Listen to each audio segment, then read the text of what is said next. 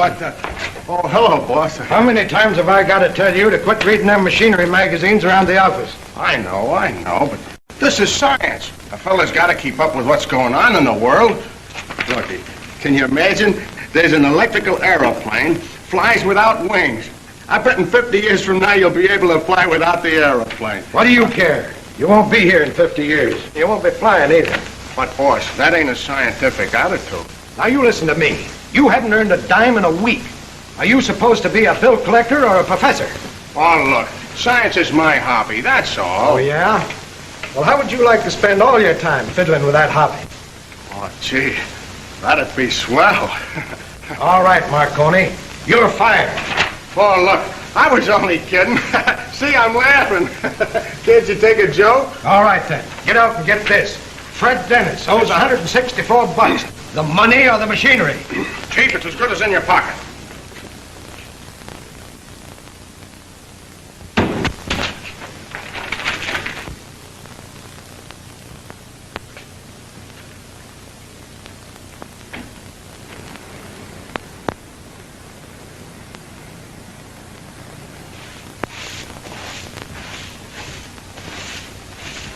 Hey, does a guy named Dennis live here? Yes, right over there. And who are you? Well, I'm a bill collector, and he owes us money. He owes you money. How about me 3 months' rent? And take my word for it. If you don't pay pretty quick, he won't live here much longer. Oh, you don't know how to handle those guys. He's probably got a whole sock full of money. Maybe under the mattress. Do you really think so? Sure. Say, mister, I'm asking you a favor. Do you think you could get me rent for me?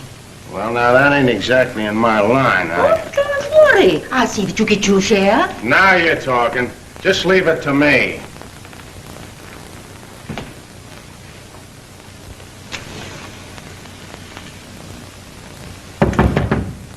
Come in. Is your name Frederick Dennis? Yeah. I represent the Acme Collection Agency. How about this bill? Oh, yeah. Yeah, I know about that. Well, why don't you pay it? Oh, I intend to pay it, if you'll give me a couple of months. A couple of months? You've been owing it for 8 months already. Well, I know, but if I can get this machine completed, I'm sure I'll have enough to pay you. Listen, brother, I don't want to hear any of your sob stuff. I'm here to get either the money or the equipment. Which is it going to be? Well, it looks like it'll have to be the equipment. Now we're getting someplace. Well, here, wait a minute. All this doesn't belong to you. What are you talking about? Well, I made a lot of these parts myself. Well, take them out. I'll wait. Let's see. Say, what is this thing anyway? Well, this is the simplest receiver ever made. Oh, a radio, huh? No, it's a television receiver. Oh, no, it ain't. You can't kid me. I've seen plenty of pictures of television sets in a radio magazine. Well, I don't suppose you would see one like this. You see, it's my own invention. Oh, you're an inventor, huh?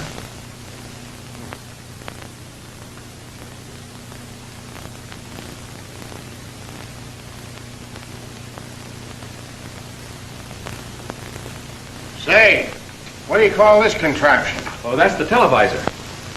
Looks like a camera to me. Well, it is a type of camera, but instead of taking pictures, it sends them out on the air. What you mean? It sends out pictures without film or nothing? Yeah, it's very simple. All you do is focus it on whatever you want to take, turn the switch here, and it sends out a picture. If you talk, it transmits the sound. Yeah. Well, why don't you sell it? Well, it needs some more parts, and I haven't the money to buy them with. Oh.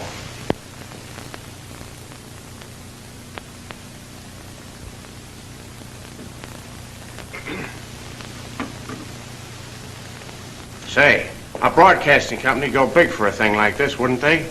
Oh, I suppose they would, but what's the difference now? Well, you see, science is my hobby.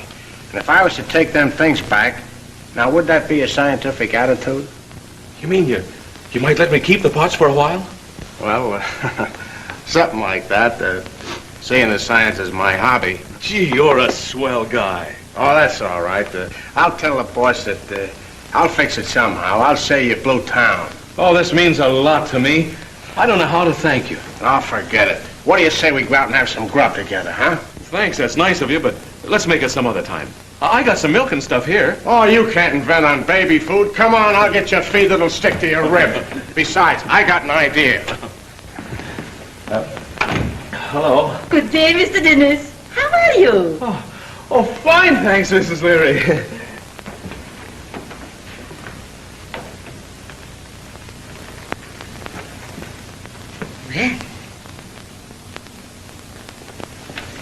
Now, park here a second, Fred, and remember what I told you. It ain't the policy of the Acme to threaten people. But if you don't kick in with that dough fast, I'm coming up there myself and smack you right on the button. What do you want? A friend of mine outside there, he wants a job. So what? Well, he's a good man for you. He's fresh out of jail for beating up 6 fellas on 10th Avenue. And all he was doing was collecting a bill. Now, take it easy with him, Chief. He's a pretty tough bird. All right, send him in. Hey, Spike.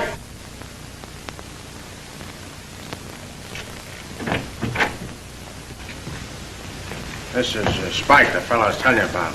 Glad to meet you. You don't look like no bill collector to me. Next, Chief, next. He's fresh out of stir, a little pale, maybe. That sounds like a lot of hooey.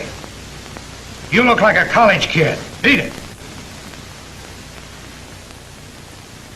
Listen, you. I don't care if I work for you or not. I can get plenty of jobs, see? And I got a good notion to pop you for that college kid crack. Oh, wait a minute, Spike. Now, don't get excited. Don't hit him. Look out, Chief. You don't know what you're doing.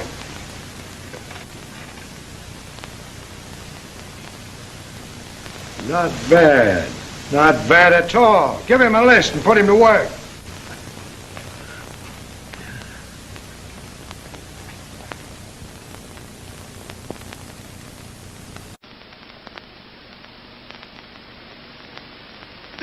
Why don't we fold up this joint and go back to manicuring?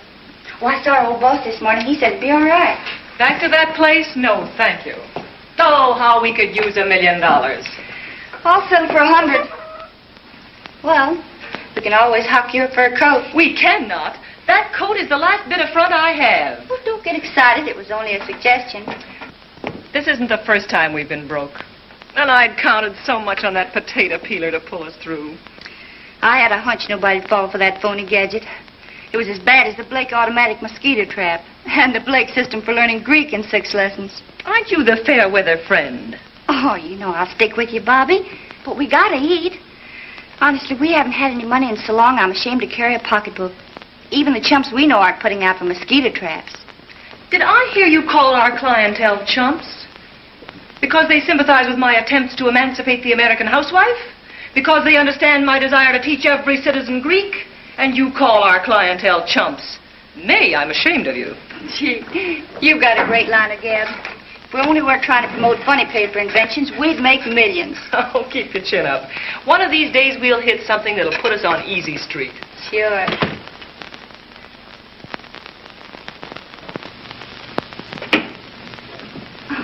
Hello. What can I do for you? I'd like to see Mr. Blake. If you're selling hosiery, pencils, chewing gum, shoelaces, or books, no. Well, I'm not selling anything, and I'd still like to see Mr. Blake. Oh, you mean Miss Blake, don't you? Well, I guess so, if that's the only Blake there is. Well, what do you expect, an assortment of Blakes? Say, what is your business? I'm here to collect the bill. Oh, well, Miss Blake isn't in. Thanks. I'll come back later. Miss Blake? Yes? I'd like to see you for a moment. Your secretary said you weren't in. She said I wasn't in. Is this true? Well, yeah, but There are no buts, Miss Collins. This has happened before, and if it occurs again, I shall be compelled to give you notice. I'm very sorry, Miss Blake. It won't happen again. See to that. I'm in to everyone. Yes, sir. Won't you come in? Now, what do you wish to see me about? Well, I'm from the Acme Collection Agency. I have a bill for you. A bill.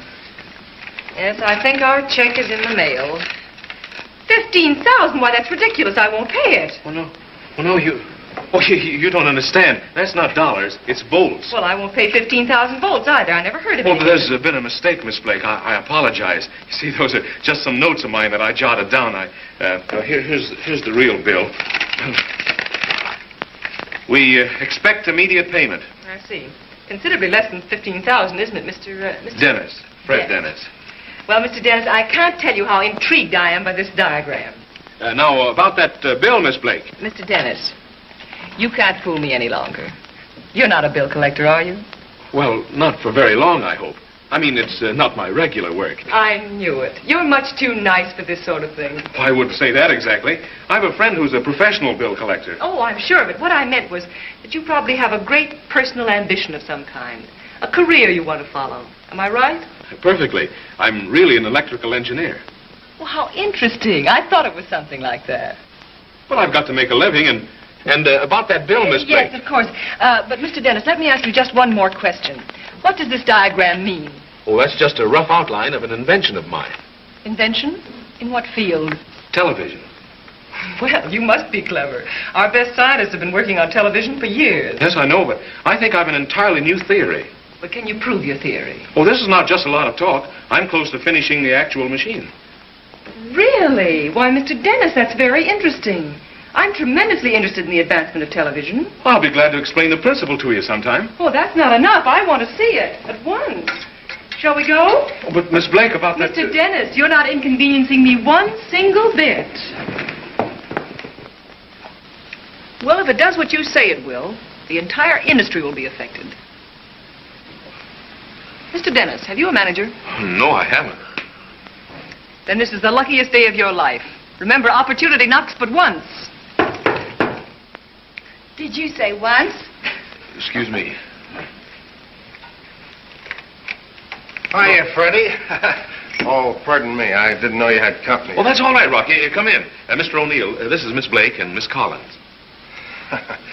I've been wanting to meet you for a long time. What do you mean? I never saw you before. Oh, that's all right. I'm glad to meet you anyway. These ladies have been looking at the machine. Oh, it's a swell invention, ain't it? Rocky's my best friend. He's liable to be a little prejudiced. Oh, not at all. I can hardly be called a friend of yours, and yet I think it has tremendous possibilities. Oh, thanks very much. Oh, I speak purely from a commercial standpoint, Mr. Dennis. You see, it's our business to take struggling inventors like yourself and market their products. We protect you from thieves and promoters and, what's most important, secure financial backing. I repeat, Mr. Dennis, this is a very lucky day for both of us.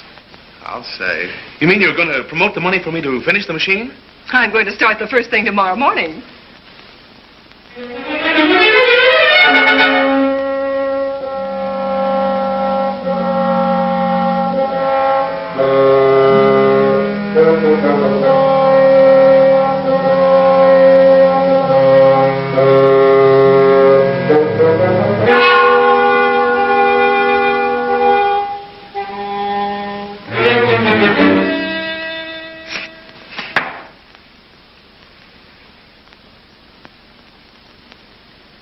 Had a test made last night.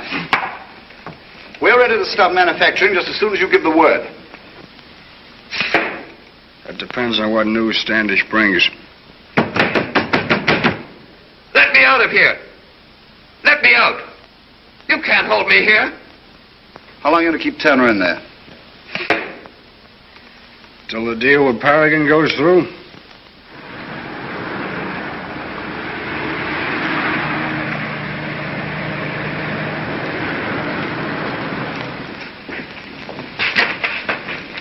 Any news, Mr. Standish? Nothing new. Mr. Curtis just asked for you. Oh, thanks. Put those in my office for me.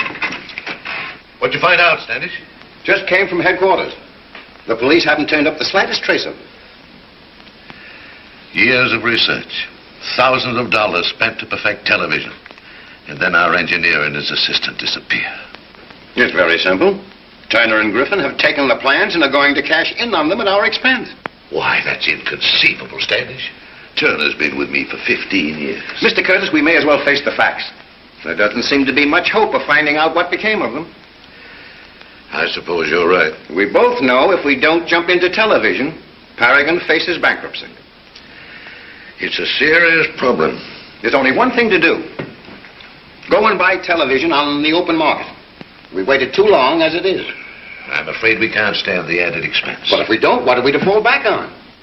Let me get in as many bids as possible on equipment and see where we stand. Go ahead. And I'll call a board meeting to consider them. Now, don't worry. We'll work out of this predicament some way. I hope so, Standish.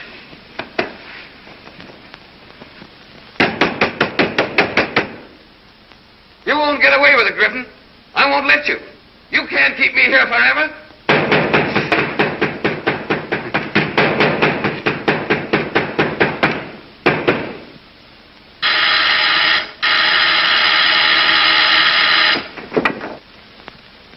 open up at Standish.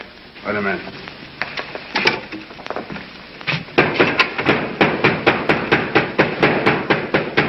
You've got to keep turning quiet, Griffin. You can hear him way down the road. Forget it. There isn't anyone within 20 miles of here. How'd you make out? Curtis is ready to buy. Told me to start in getting bids. You'll never sell Curtis back his own machine. I won't let you. He paid for that invention. It belongs to him. It's starting to get me nervous. I'll get out of here all right. And when I do, I'm going to believe. I tell you, somebody's going to hear him.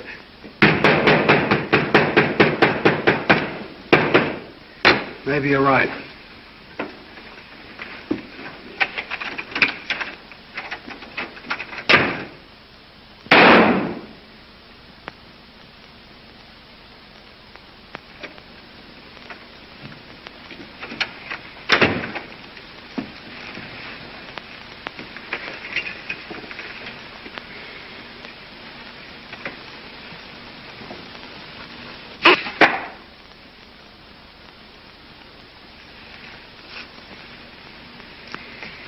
Standish, you handle those bids. Shade them any way you like as long as you keep ours out in front. Thornton, get down and put the pressure on Curtis for a quick sale. Oh, by the way, get me some new darts. These are all worn out.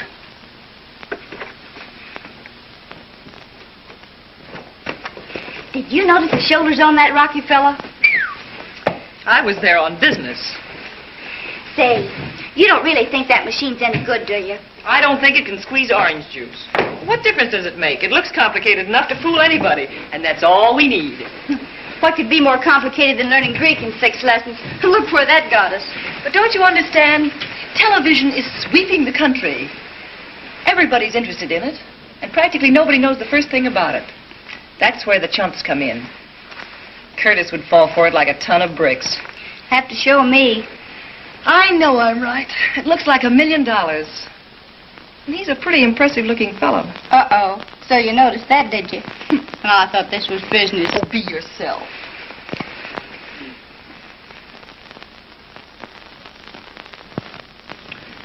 And that, gentlemen, is our final price for installing complete television equipment in your 12 key stations throughout the country. Impossible.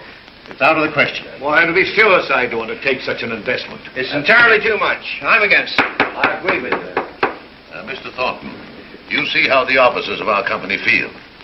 Couldn't you revise your bid to a figure we could hope to meet? My associates absolutely cannot see their way clear to lower their bid.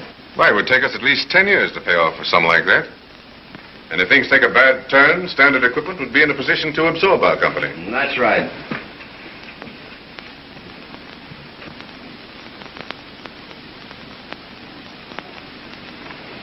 Gentlemen, I've closely examined other bids for the purchase of this equipment, and making quality my first consideration, I found Mr. Thornton's bid the lowest.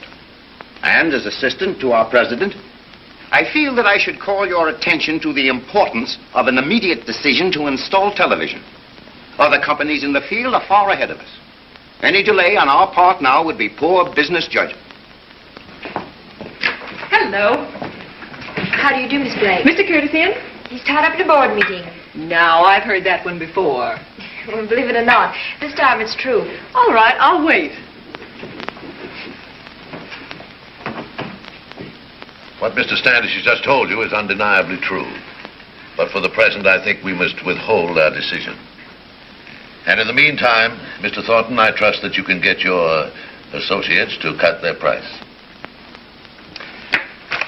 I'm sorry, gentlemen, but these figures must remain final. Good day. Certainly there must be some way of cutting them down. If I thought that were possible, Standish, I wouldn't hesitate. Well, it's perfectly possible that Turner, his assistant, might show up yet. There seems to be very little chance of that. Well, if we want to stay in business, we've got to do something, and we've got to do it fast. I suggest we wait. We still have a little time. Anything can happen. Yes, even bankruptcy. Well, gentlemen, there's nothing more we can do. I'll call you just as soon as there's something else to discuss. All right.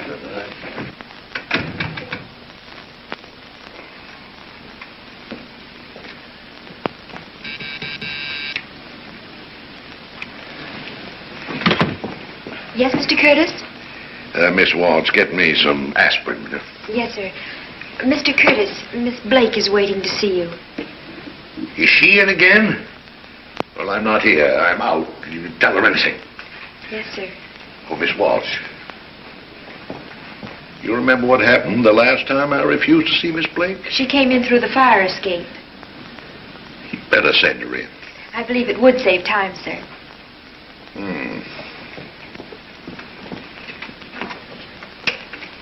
Miss Blake, Mr. Curtis will see you now. Oh, thank you. Well, Mr. Curtis, my dear old friend, I'm so glad to see you. How are you? Terrible. And since you've come in, worse.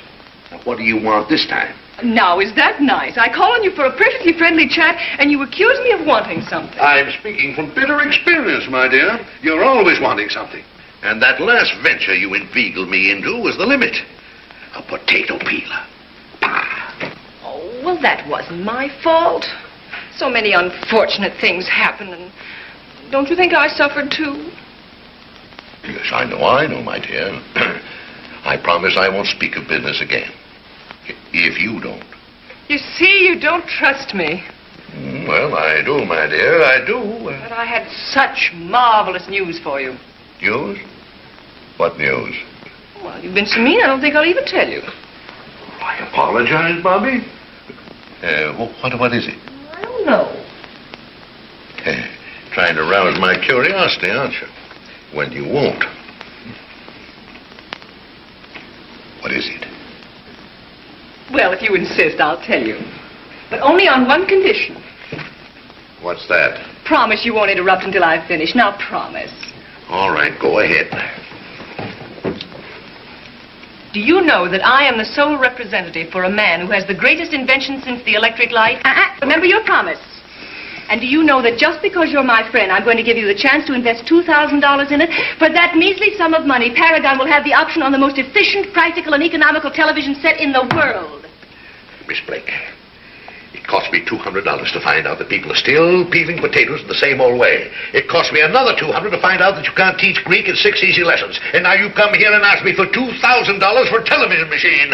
Why, it's ridiculous. But this is something new. You've never seen anything like it. My dear young lady, I'm confronted with the greatest problem I've had since I've been in business. 12 years of research blown to the winds. All kinds of complications. Engineers missing.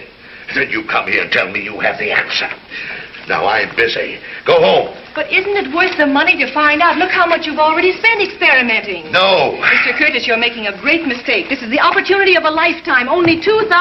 No. Paragon will be sitting on top of the world. No. I won't take no for an answer. No. Will you go home? No. I'm going to convince you if it's the last thing I do. Well, you're wasting your time.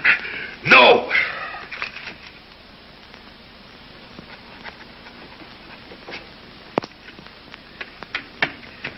There you are. $200. And I'll charge it up to charity. It's not charity, Mr. Curtis. Here's your option. You will thank the day I came into this office. I'll thank you to get out. Why, just think. Your name engraved forever on the scrolls of history as the man who backed the first perfect television machine. You should be proud.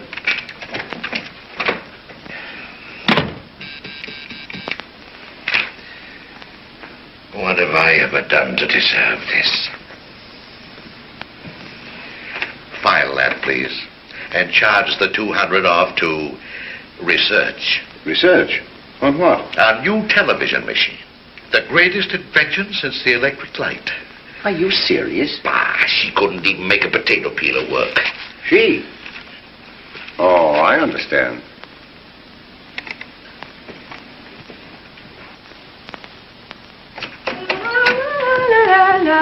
So it's you. Say, where have you been? Just interviewing a prospect. Working up an appetite, eh? With 2 eggs in the house. Oh, I wouldn't say that. Money? How much would you rob worth a body? Oh, $200. All right, you've held it long enough. Oh, where'd you get it? At the Paragon Broadcasting Company. Curtis? Oh, don't tell me he fell again. It wasn't so easy this time. It took a lot of fast talking to sell that television idea. Well, you've talked us into an 8-course dinner. When'll it be, the Ritz? You've lasted 2 months without a decent meal.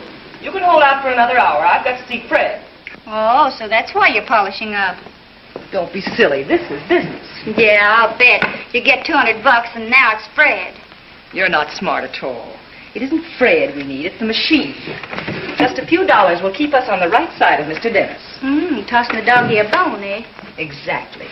But just how big is this bone? Oh, $20 or $30. Well, hurry up and I'll get dressed and be raring to go when you get back. And order a table at the Ritz.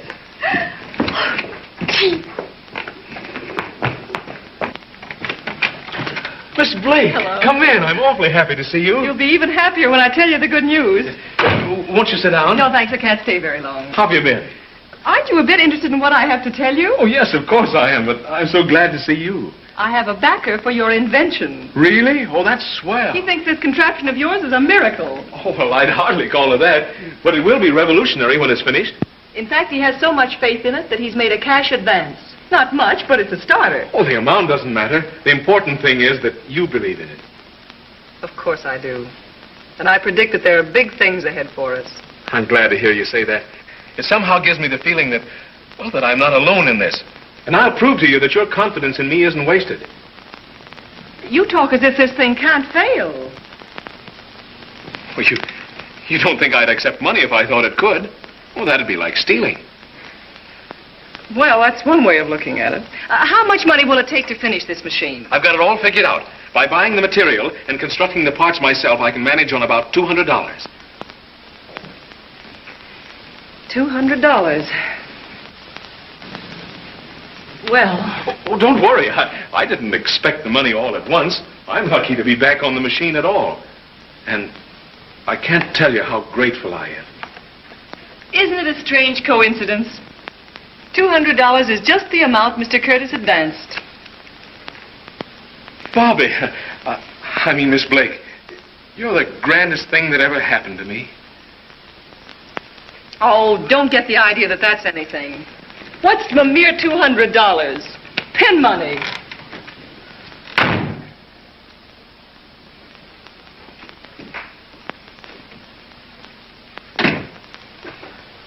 That you, Bobby? Uh-huh.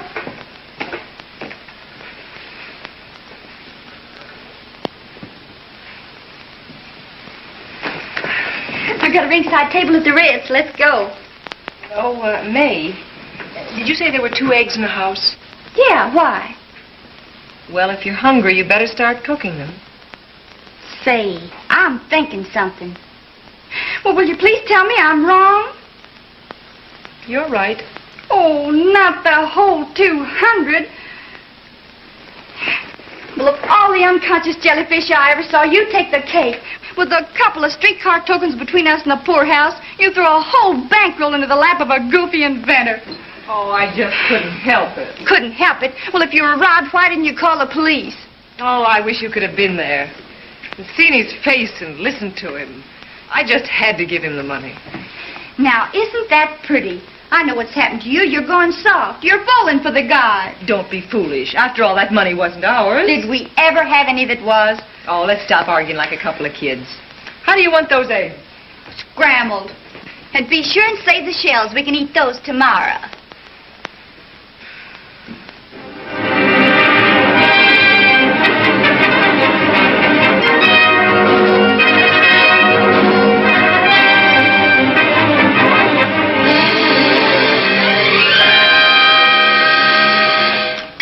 Hey, be careful with that.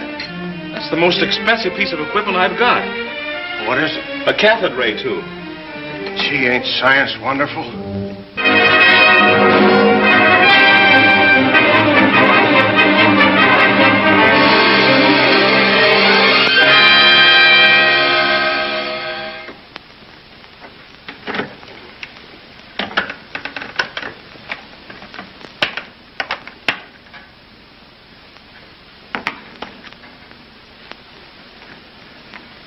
Well, what are we waiting for? Let's try it. Oh, gosh, Rocky, I'm afraid to. What do you mean, afraid? Oh, I've worked on this so long. For years, I've done nothing but sleep, eat, and dream this machine. Yeah, I know just how you feel. I had a girl once, went through the same thing. She wouldn't work either. And was I floored? I don't know what I'll do if it doesn't work. Well, come on, we'll try it anyway. If it flops, I know a shortcut to the river. All right, give me a hand with it, will you, Rocky? There we go. I'll take it easy. Oh, will I? Wait a minute now. All right, all clear. Okay. Yeah, that's fine, Rocky. Now let's get the televisor set. Now, you understand what you're to do, Rocky? Oh, sure. Just turn this here switch. That's right, and be sure and take it easy. Now, stand in front of the machine, wait for it to warm up, and then start talking. Well, what'll I say? Well, anything. Sing, dance, act. I don't care. Well, I would sing, only my verse ain't up to par.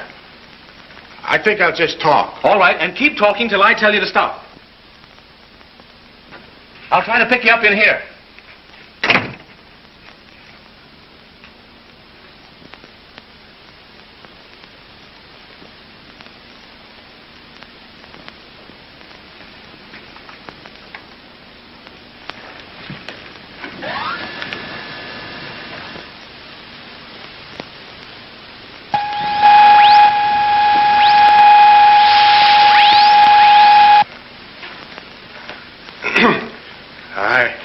I don't know what to say. I ain't much of an actor. All I know is bill collecting. And science is my hobby. You getting me, Fred?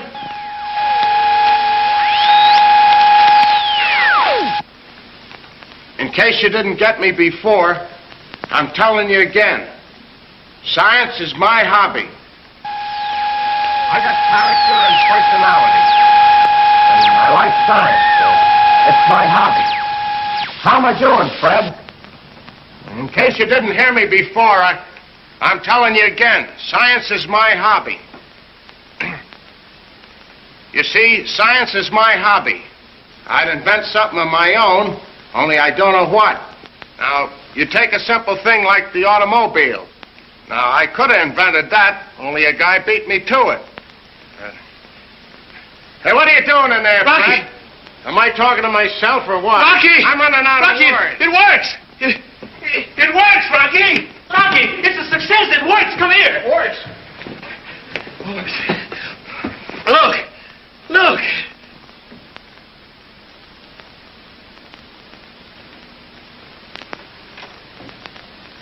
Mr. Dennis! Mr. Dennis! Mr. Dennis! We're made! We're made! We're a success! I'll pay a whole year's rent! We'll buy the joint! Yeah, what's going on in here? The neighbors is complaining. Let them complain! Let them do anything they want! We'll throw them all out! Goodness gracious! They've gone crazy! Rocky, I'm going to call up Bobby. She's been asleep for hours now. What of it? I'll wake her!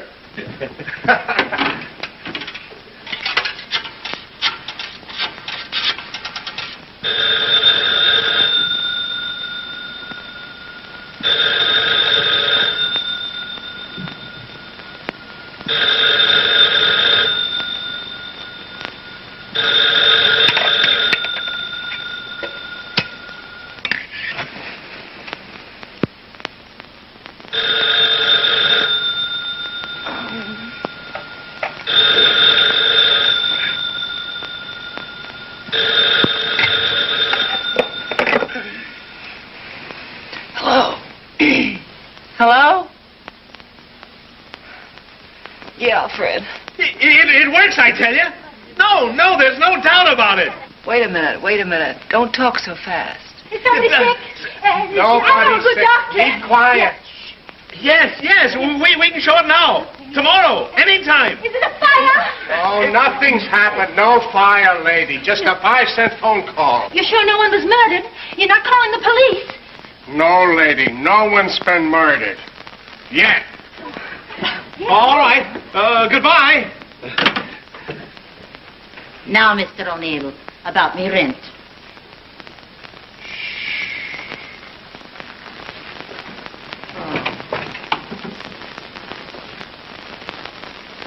Wake up, it works. All right, let me sleep. Where is the money? I tell you, we're rich. No kidding.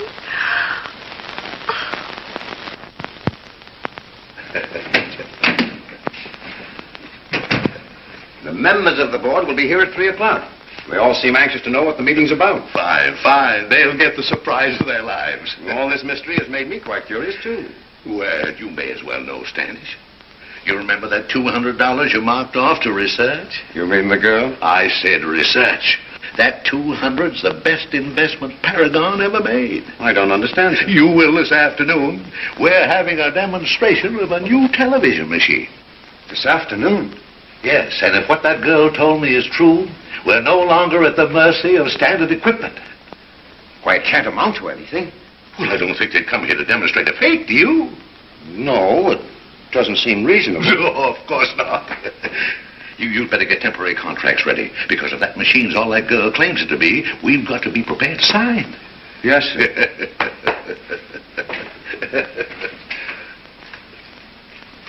But how could I know?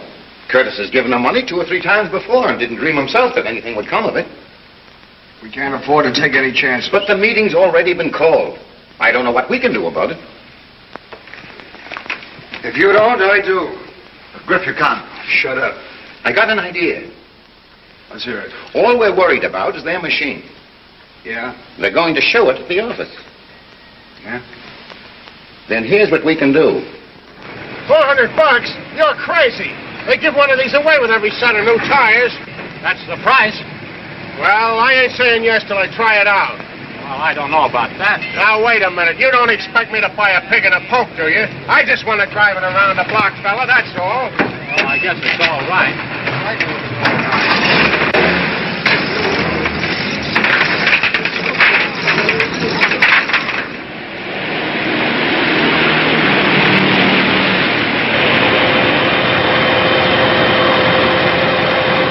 This demonstration better go over or I'll be pinched for stealing the truck. It'll mean more than that. What I'm worried about is how we're going to spend that first fat royalty check. Dinner at the Ritz for me. Other Ritz. You should get a load of Mahoney's joint. Now, there's real class. I've got other plans.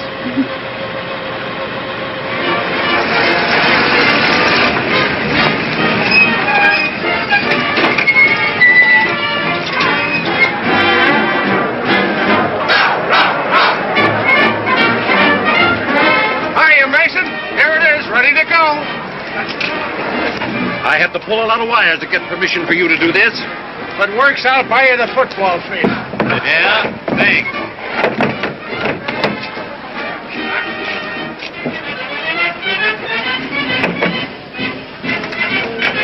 Don't worry, Bobby. We'll put it over.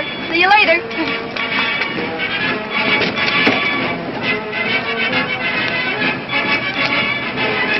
Now, you understand what you're to do, Rocky? Ain't I been telling you all along science is my hobby? How can I miss? Well, don't forget to turn the switches easy and focus on the clearest point of vision. Get some excitement, crowd yelling, good plays, anything. Leave it to me. I'll wow 'em. There you are.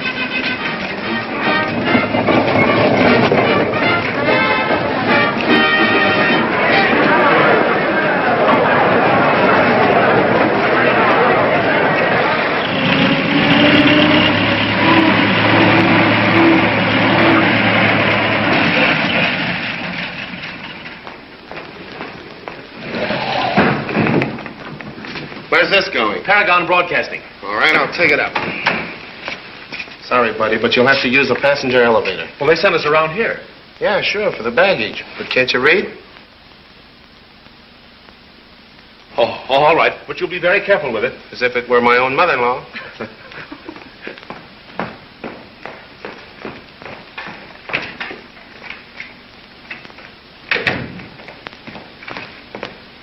Nice work, Al. You almost had me believing it. They were a cinch. Now for a nice slow ride up.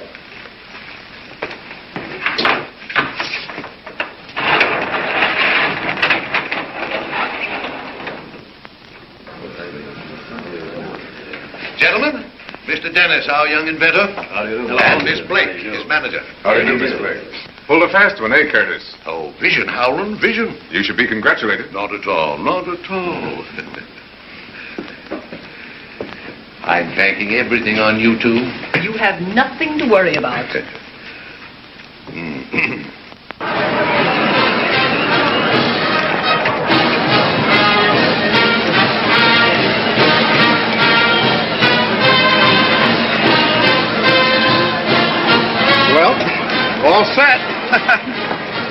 Who are you shoving? Can't you see I'm broadcasting? With what, that slot machine?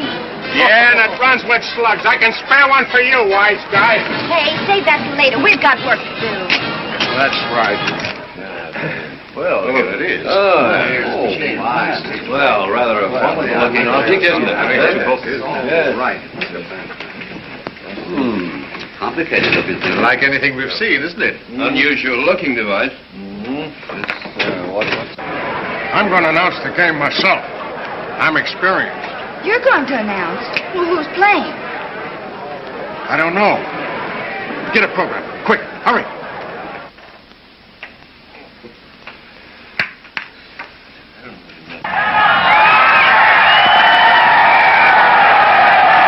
There they go. He tackled. A pip of a tackle by Kelly. Jimmy, it's Cohen. Say, who's broadcasting, me or you? Seems useless to be.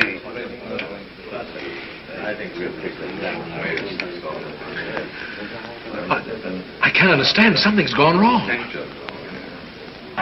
go. They're lining up again. There goes Murphy around left end. Murphy, it's Jones. So, this is the demonstration. I didn't see her, didn't you? I wouldn't want to see her there.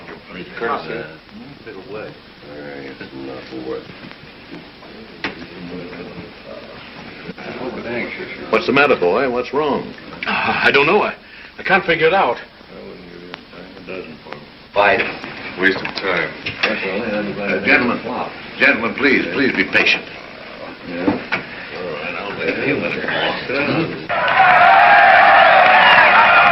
Romero's got the ball. Casati's with him. There they go.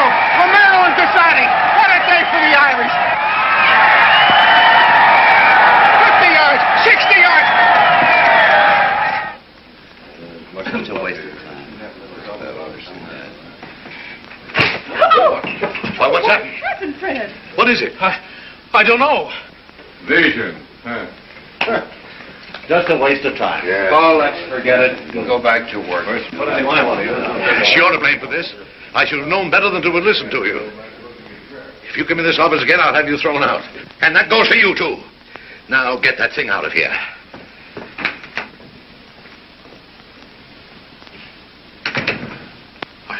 I can't understand it. Worked last night. Bobby, you believe that, don't you? Oh, sure. Better pick up the pieces and go home.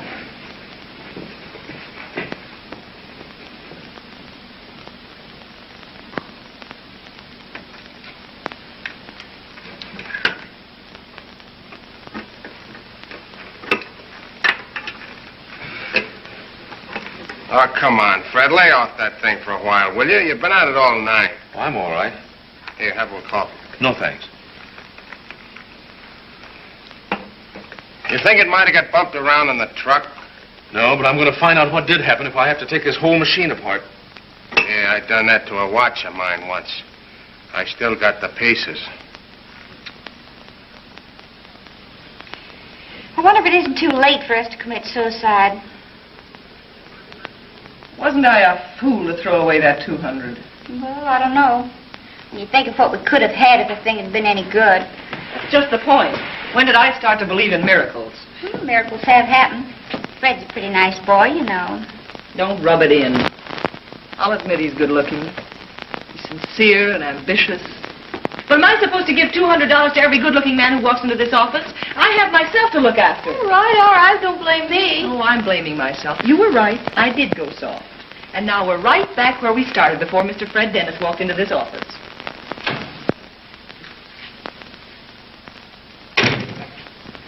Uh-oh. The hunting season's on.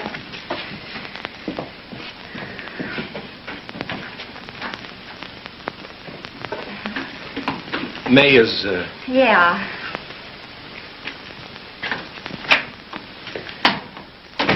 Hello, Bobby. You know, something happened at the demonstration. Now, that's news. I took the machine apart and found that the cathode ray tube had been blown out. I was there. Don't you remember? Don't you understand? Somebody deliberately crossed the wires. People are always crossing the wires, aren't they? I know you were disappointed, and I don't blame you. The machine was an awful bust. But we're not through yet, Bobby. It can be repaired. Well, that's simple. Repair it. Well, it's not as easy as that. The cathode tube has to be replaced. Cathode tube? Oh, yes. One cathode ray tube, a mere item of $146. What's the matter, Bobby? Let's get this straight, Fred. I'm a businesswoman. You came to me with an invention, and I got $200 for you. The demonstration of the invention failed. But it wasn't my fault. Oh, well, let's not go into that. I took a gamble, and I lost. Now let's drop it. I see. I'm just a bad business investment. Well, maybe you're right. But I'm not going till I tell you how I feel. I didn't come here just for more money. I came to tell you what really happened, because I thought you'd understand. I thought the machine meant more to you than just a business transaction. But I was mistaken. I thought you cared. Shows you how crazy I was. I guess the only thing I didn't think about was the money. I didn't know it was so important to you. Let's forget it.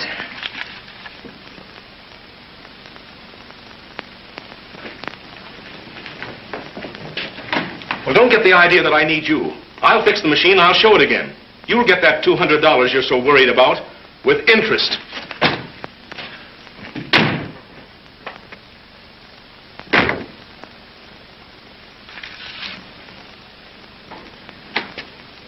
Say, what are you crying about?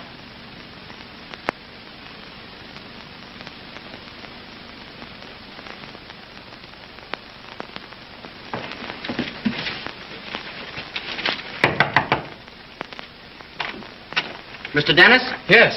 Package for you. Sign right here. Atlas Electric Company. Well, I didn't order anything. Well, somebody did. Will you please sign? Well, there must be some mistake. Say, mister, your name's Dennis, ain't it? Yeah. Is it costing you anything? No, but I didn't... Well, I'm asking you like a buddy. I gotta get home because my wife has thrown a surprise party for me. Now, will you please sign? Yeah. Thanks, pal.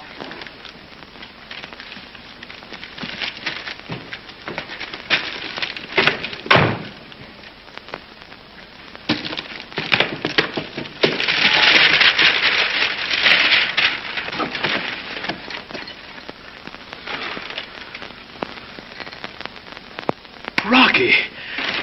Oh, good old Rocky.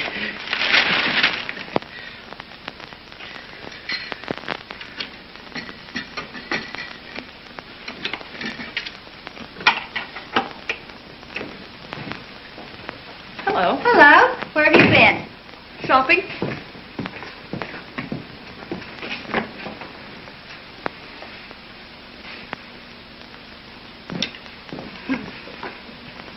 Say, I never saw this before. I just bought it. Bought this rag? Mm-hmm. Couldn't resist it. It was cheap, too. Couldn't resist it. Well, I could. And in a dark room. Say, where's your fur coat? My fur coat? Why, I'm having it cleaned. You had it cleaned less than a month ago. Did I? Well, that's funny. I forgot.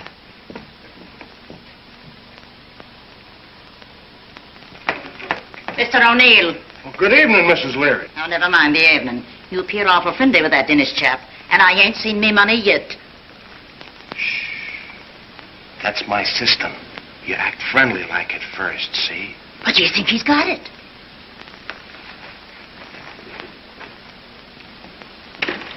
Hey, that landlady ain't fooling anymore. Rocky, you're a prince.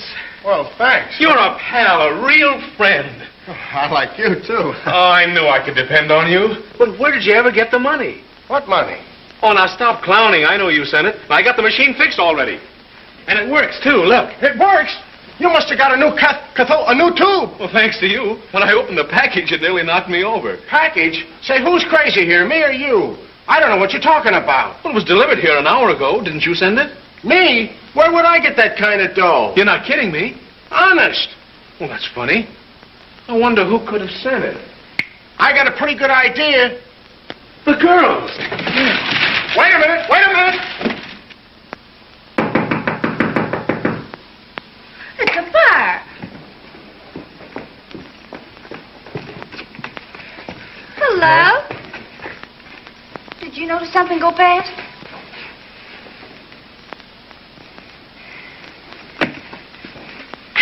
Say, what is this? Old home week? It was swell of you to do it. Rocky says the machine is fixed. Is that true? All I needed was that cathode tube. You ought to go see Curtis. Curtis? It's worth our lives to go near him. We'll tell him the truth. He's bound to listen. All right. It's worth a try. But if we're not back in an hour, call the city morgue.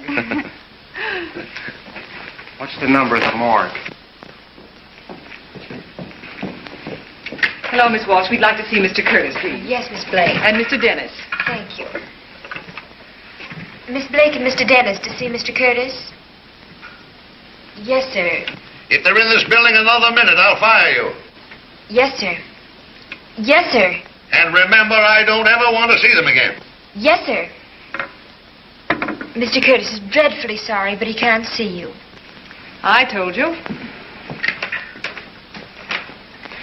Oh, Mr. Standish, we've got to see Mr. Curtis. Well, isn't he in?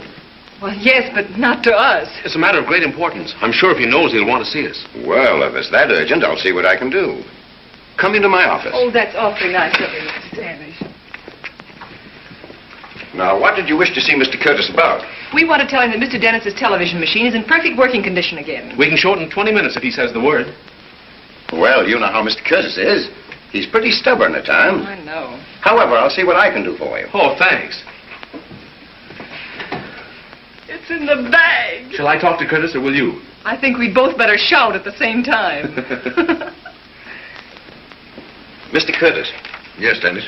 I've just gone over the standard equipment figures. I've managed to shade some of the cost, but you know we have to give our answer tomorrow. I suppose there's no way out. Maybe it's for the best. I hope so. Anything else? No, that's all.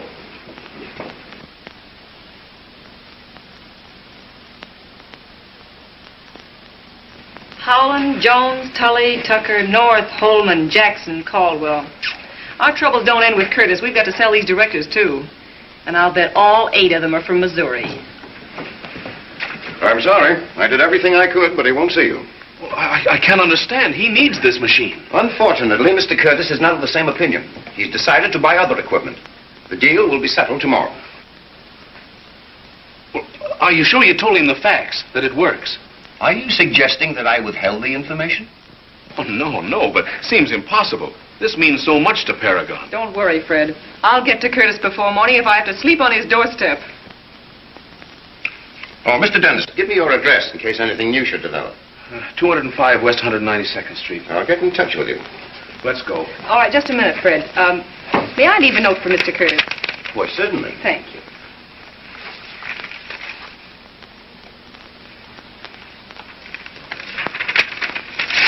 Thank you so much.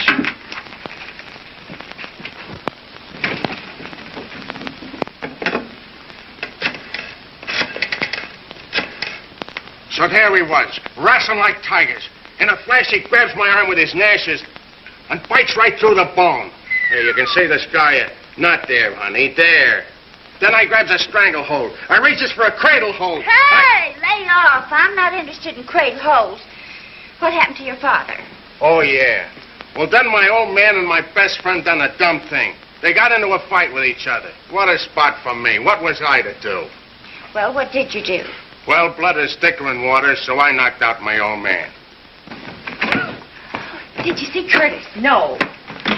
That's a list of Paragon directors. Get the telephone number of every man on it. You're working for Paragon. It's a lie. You're Curtis's secretary. You're calling a meeting of the board tonight, understand? Not a word. We've got to show him the machine before tomorrow morning. Oh, well, we might get them all together, but after that last flop, who's going to make them see the same show? What about me? I ain't been collecting bills for 10 years without learning how to make people listen. That's the idea, Rocky. You take the receiving set down there, and I'll do the broadcasting from home. Here's one, J.F. Howland, Hempstead 6231. Get it, May?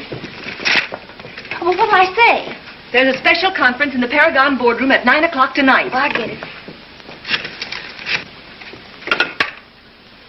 Hello? Yes, this is he. Well, this is a fine time to tell me. Important? Well, I hope my wife thinks so. What? A meeting at 9 o'clock? Well, I thought that meeting was called for tomorrow. Oh, all right. I'll be there. It was easy enough to stall them at my office, but I've a hunch they're not giving up. If they get to Curtis, we can throw our deal in the ash can. What makes you think they're going to get to Curtis? You know where he lives, don't you? Yes. Well, that's all we need to know. Come on.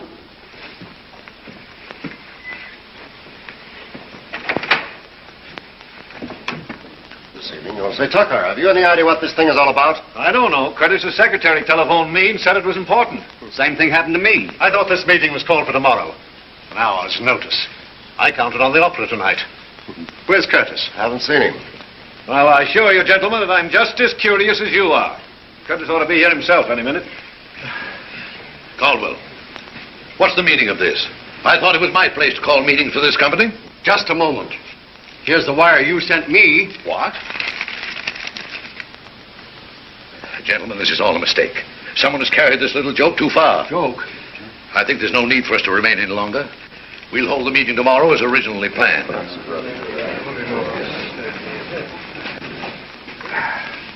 What are you doing here?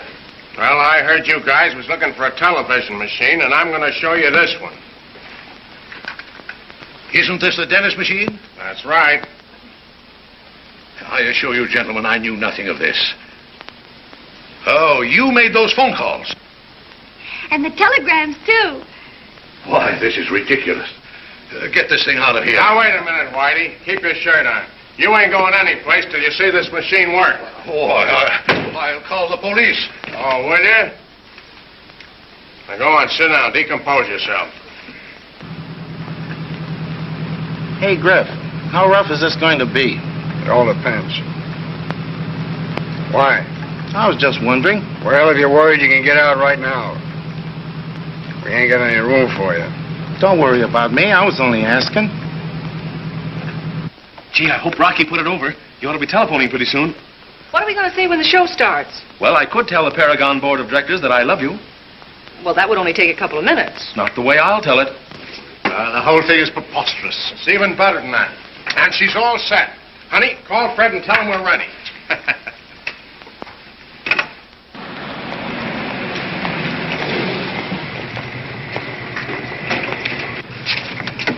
Keep the motor running. I won't be long.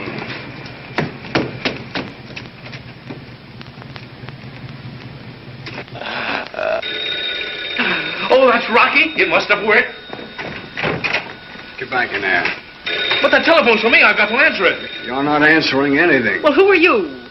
It goes for you, too, sister. Somebody's coming, Griff. Hello? Mr. Dennis? I'll see if he's in. Keep your trap shut.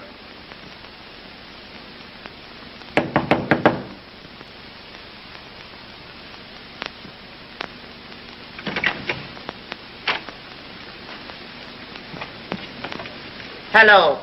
He ain't here. He's not there. Well, I guess that about settles Oh, that. now, wait a minute, fellas. Hold everything. Look, he'll be starting in a couple of minutes. All right, I'll get to work on that machine.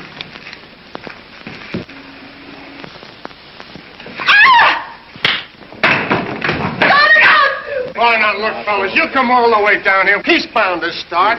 Honest, it's the best television set in the world.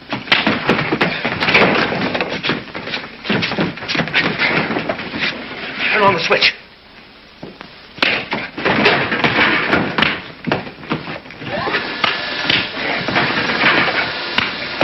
If you don't wait now, you're missing the chance of a lifetime. You fellas look like good sports. Give us that chance. Look! It's working. I told you. See? See? It's remarkably clear. Isn't it, huh? Yeah, that's really marvelous.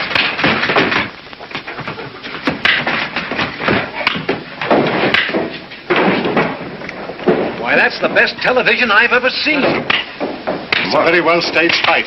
Staged nothing. That's on the level. I'm going up there.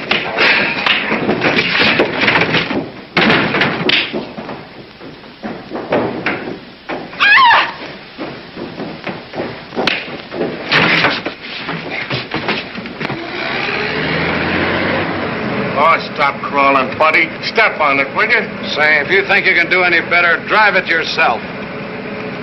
Looks, old man, you got a winner at last. Watch our stock go up.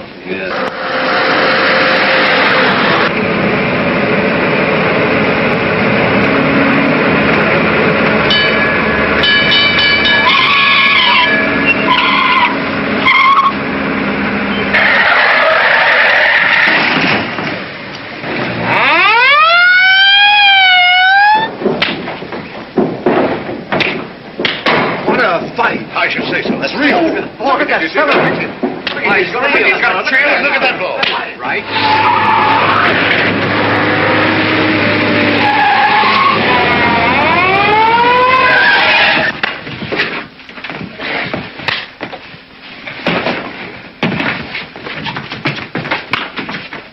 That's with him. He smashed the machine. Why, it is. Yes,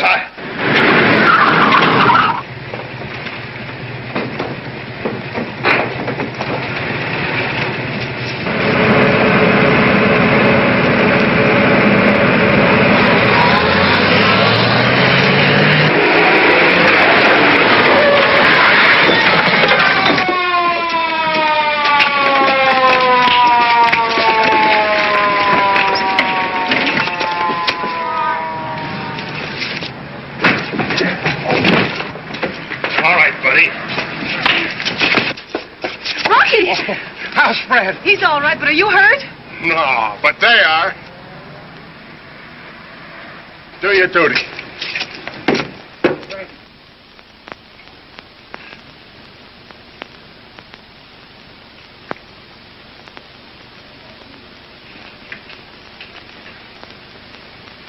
Gentlemen, Paragon is sitting on top of the world.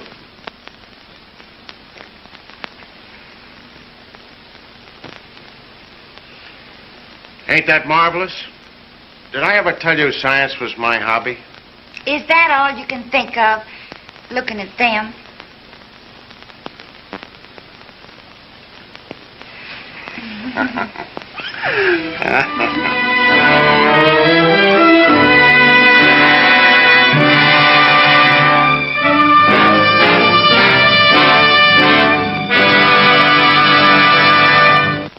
The city sleeps beneath a canopy of smoke and restless neon, but in a cramped basement laboratory tucked beneath a forgotten tenement, a man wrestles with lightning itself.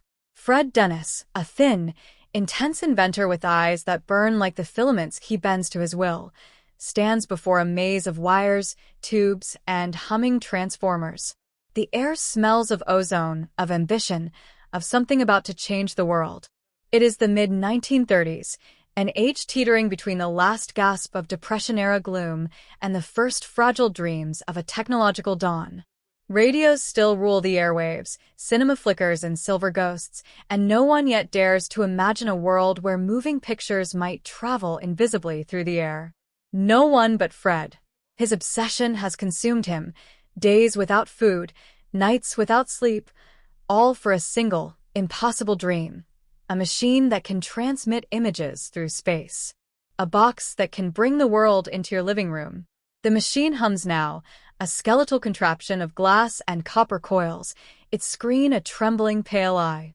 And in that moment, Fred stands not as a poor, desperate man, but as a prophet staring into the face of the future. But the world around him is less kind. Above his head, the city is ruthless, all flashing lights, shouting voices, and men who measure worth in dollars, not dreams.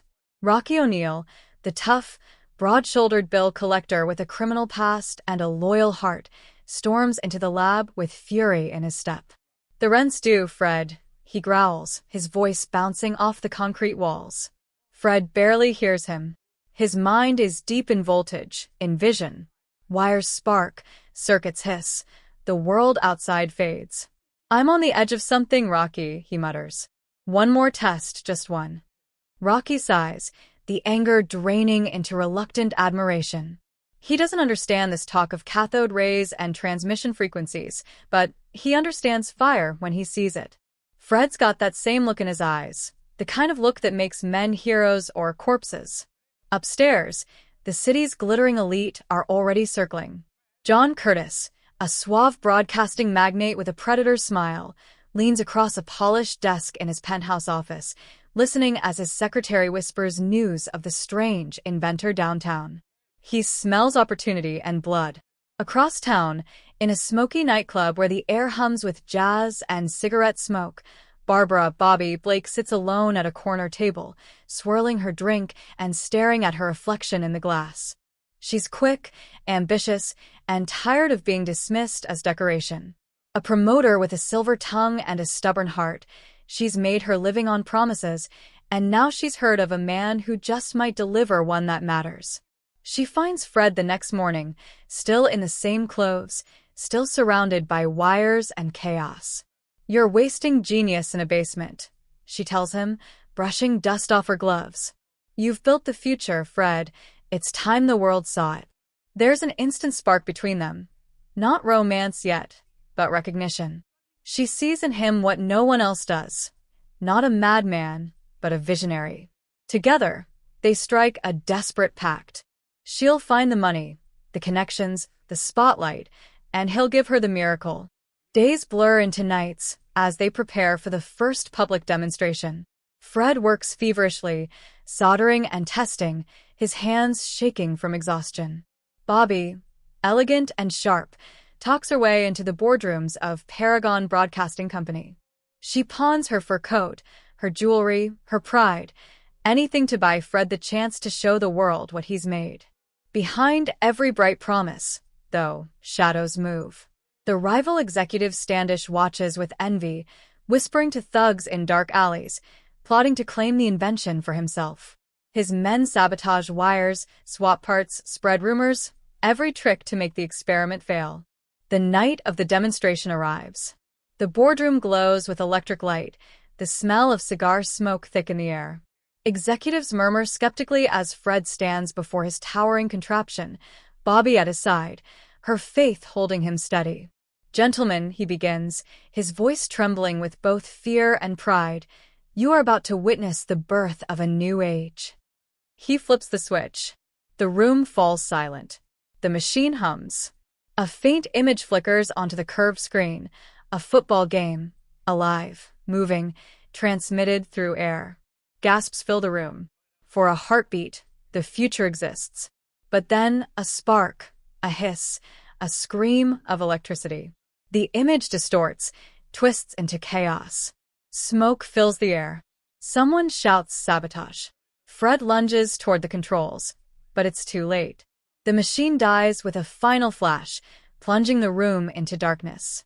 When the lights return, the faces around him have changed. Curtis hides his fury behind a polite smile. Standish smirks. Bobby's eyes brim with disbelief. And Fred stands alone in the center of the room, surrounded by the ashes of his dream. In the corner, Rocky clenches his fists, his gaze fixed on the rivals who caused this. Outside, thunder rumbles. The streets glisten with rain as the city breathes on, indifferent to the small wars fought within it.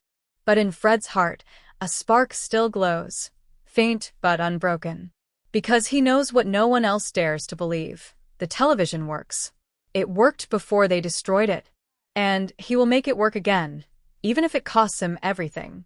Rain sweeps through the city like a whispered warning, its silver threads catching the dim glow of street lamps as the night deepens into something heavy and watchful. Inside Fred Dennis's crumbling workshop, the world feels smaller than ever, a cage of rusted metal and flickering shadows, filled with the ghostly hum of broken circuits. The failed demonstration haunts him like a specter. Every time he closes his eyes, he can still see that flicker of moving images before it died, the proof that he was right, stolen in a heartbeat by treachery. Bobby sits nearby, her elegance dulled by exhaustion, but her spirit unbroken. She lights a cigarette with trembling hands, the flame briefly illuminating her face. Pale, determined, her lips pressed in the silence between faith and fear. She believes in him still, though the city does not. Outside, newspapers mock him as a mad tinkerer.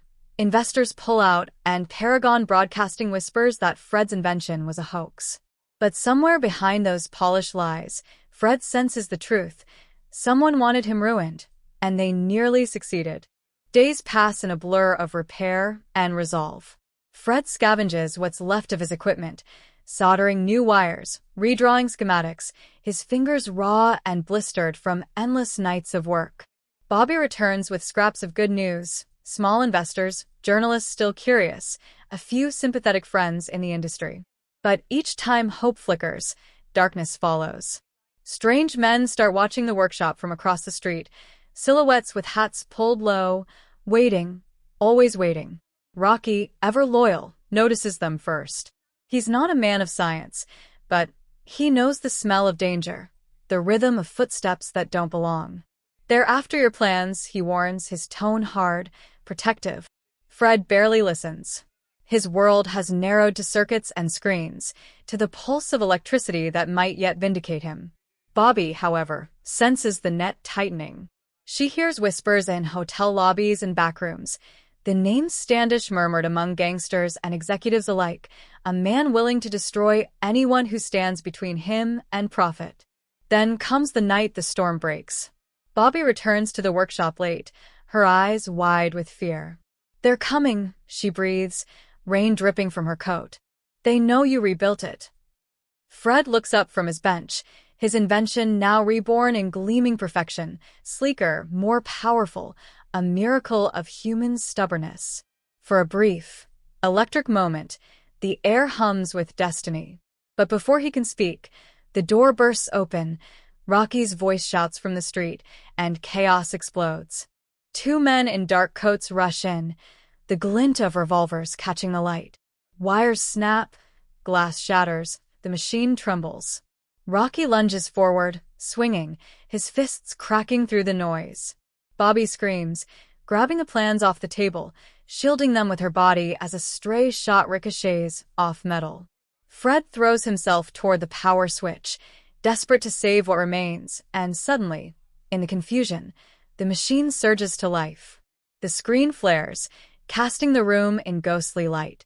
For a heartbeat, the faces of the attackers appear, magnified, distorted, trapped in their own reflection. It is as if the invention itself is watching, recording, bearing witness. They flee into the night, leaving behind a shattered lab and a shaken trio. Rain pours through the broken window, sizzling on hot circuits. Fred stands motionless, staring at the faint glow still pulsing on the monitor, proof that his dream cannot die. Bobby moves to his side, clutching the blueprints, her voice trembling. You saw them, didn't you? It worked again. He nods slowly, the light of obsession or destiny in his eyes. Yes, he whispers, and now the whole world will. But the cost of that dream is climbing higher by the hour. As thunder rumbles across the city, they realize that this is no longer about invention or fame. It's a battle for survival, for truth against corruption, light against shadow. And somewhere in the dark, Standish smiles, knowing the game has only just begun. The city awakens beneath a gray dawn, and with it, the cost of genius begins to unfold. Fred Dennis sits motionless at his work table, eyes hollow, fingers trembling as he stares at the faint static glow of his television screen, his child, his curse, his proof. Around him, the workshop lies in ruins, shattered glass, scorched metal, footprints of the men who came to steal his future. The storm is past, but its echo lingers in the dripping pipes and the smell of burned insulation. Bobby watches him from across the room, her beauty hardened now by nights without sleep. The once sparkling promoter is gone. In her place stands a woman tempered by fear and devotion. She has seen how far Fred will go, how far he must go, to finish what he started. Yet deep in her eyes, there's a flicker of dread. The man she believes in is slowly being consumed by the very dream that defines him. Fred refuses rest, refuses reason. The world outside no longer exists for him. Only the machine, only the perfection of transmission. He rebuilds tirelessly, every wire reconnected by willpower alone, every tube humming with defiance. Rocky visits when he can, bringing scraps of food and warning him that Standish's men are still watching. "You can't fight them all, Fred," he says gruffly, the voice of a man who knows what it means to be hunted. But Fred only answers with silence, his mind already somewhere beyond human reach. He talks to himself now, muttering equations, envisioning networks of invisible light stretching across the world, a future where no wall, no border, no lie can stop the truth from being seen. To him, the television has become more than a machine. It's a revolution. It's justice. It's immortality. Meanwhile, the forces that fear him tighten their grip.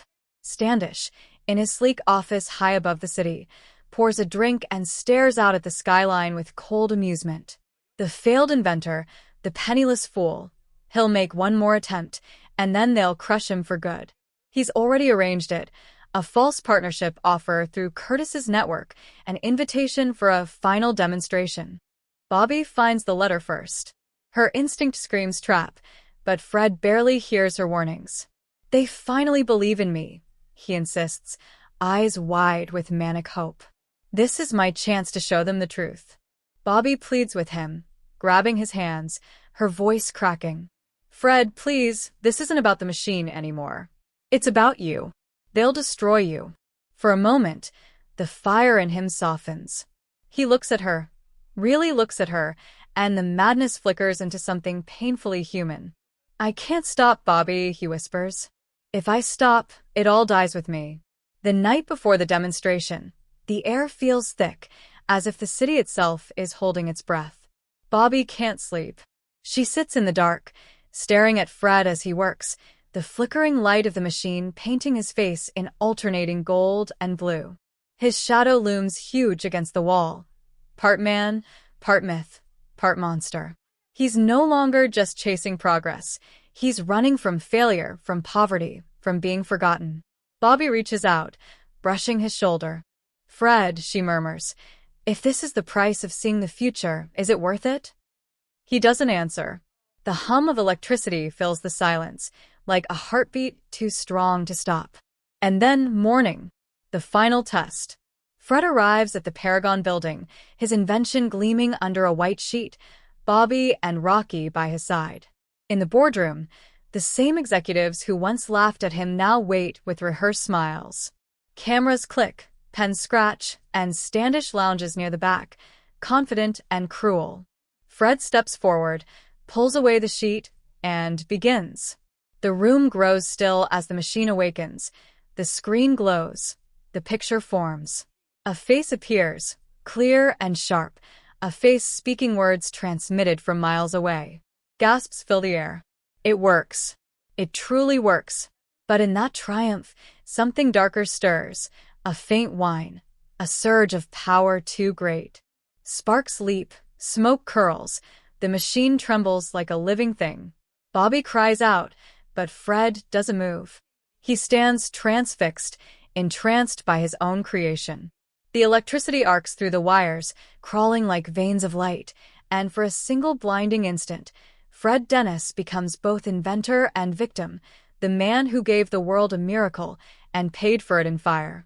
When the smoke clears, silence falls. The screen is shattered. The men stand frozen. Fred lies slumped beside his invention, breathing faintly, a faint smile on his lips. Bobby rushes to him, tears mixing with soot. "You did it," she whispers. "You really did it." And somewhere behind the fear and the smoke, Standish watches, shaken, for the first time, because even he cannot deny what he's seen. The future is here, and no amount of greed or lies can stop it now. The morning after the explosion, the city lies hushed beneath a veil of smoke and mist. The sun rises slow and uncertain, its pale light bleeding through the sooty windows of Paragon Broadcasting's tower. Down in the basement of that grand building, where wires still hang like the veins of a wounded beast, the air smells of scorched copper and burnt dreams. The machine that once promised to change the world is now a blackened carcass, twisted and still, yet even in ruin it feels alive, humming faintly as though reluctant to die. Bobby Blake kneels beside the wreckage, her elegant hands now streaked with ash and tears, whispering to the man who gave everything to see what no one else could. Fred Dennis lies on a stretcher, pale but breathing, his pulse flickering weakly like the last signal of a dying star. Rocky stands close, his usually hardened face softened by grief and pride. For a long time, no one speaks, because in that silence, everyone can hear it, the echo of what Fred proved, the heartbeat of a dream that refused to be destroyed. Outside, the world begins to move again. Reporters swarm, headlines scream, inventor nearly killed in mysterious blast, and executives whisper nervously about what to do next. Standish, shaken but unbroken, tries to turn the story to his advantage. He smiles for the cameras, pretending concern, vowing that Paragon will continue Mr. Dennis's remarkable research. But Bobby sees the truth behind his charm, the greed still coiled beneath the surface. She steps forward, no longer the polished promoter seeking fame, but a woman forged in fire. With Rocky's help, she retrieves Fred's surviving blueprints, tattered but legible, and locks them away before Standish's men can touch them. When he corners her later, his words dripping with condescension, she meets his gaze without fear. "You can steal machines," she says quietly, "but you can't steal vision." For the first time, he falters. Because somewhere deep down, even Standish knows that what Fred unleashed cannot be contained by contracts or money. Days pass. Fred recovers slowly in a small hospital room that smells of antiseptic and cheap flowers. His hands are bandaged, his voice faint, but his eyes, those brilliant, fevered eyes, still burn with purpose. Bobby visits daily, sitting by his bedside, reading aloud from the newspapers that have gone from ridicule to reverence. They call him the man who saw tomorrow. She tells him that engineers across the country are suddenly experimenting with image transmission, that investors are whispering about television as the next great frontier. Fred listens, smiling weakly. "It's bigger than me now," he says one evening, his voice like a fading echo. "Let them build it, but never let them forget why." Bobby squeezes his hand, her tears falling onto the sheets. In that quiet moment, two souls bound by light and loss understand that they have crossed into legend. When Fred finally leaves the hospital, he doesn't return to the laboratory. He and Bobby walk together through the city streets, where life has already moved on. Radios still blare jazz, children still play in puddles, and no one seems to notice the man who gave them the future. Yet above the rooftops, in shop windows and showrooms, something new is beginning to appear. Sleek boxes with glowing screens, small and imperfect, but alive. Fred stops before one of them, gazing at the dancing images. His reflection merges with the flickering faces behind the glass, the inventor and his invention, one and the same. Bobby slips her arm through his, and for a long time, they simply watch. "It works," she whispers. "You changed everything." Fred nods slowly. "No," he says, almost to himself, "we changed everything." As night falls, the city becomes a sea of lights, 1,000 tiny stars, each a promise of what's to come. Somewhere, a signal hums through the air, unseen but unstoppable, carrying with it the first fragile echoes of a new world. Fred's name may fade, his workshop may crumble, but his dream endures in every glowing screen, in every home that gathers around the magic of moving pictures. The man who is mocked as a failure becomes, in the quiet rhythm of progress, the unseen hand guiding the dawn. And as the film of time rolls onward, his final words seem to linger in the static. Dreams are never lost, only transmitted.